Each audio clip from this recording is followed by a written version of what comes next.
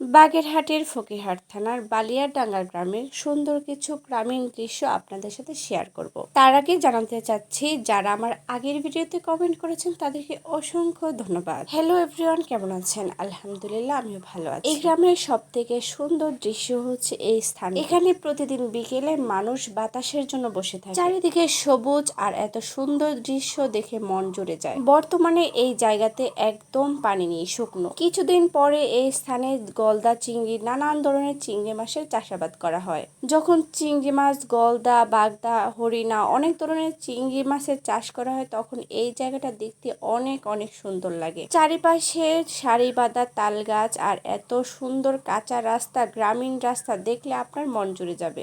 বর্তমানে কিন্তু কোথাও এত তাল গাছ সারি বাঁধা দেখাই যায় না, কিন্তু এই এলাকায় প্রচুর পরিমাণে তাল গাছ।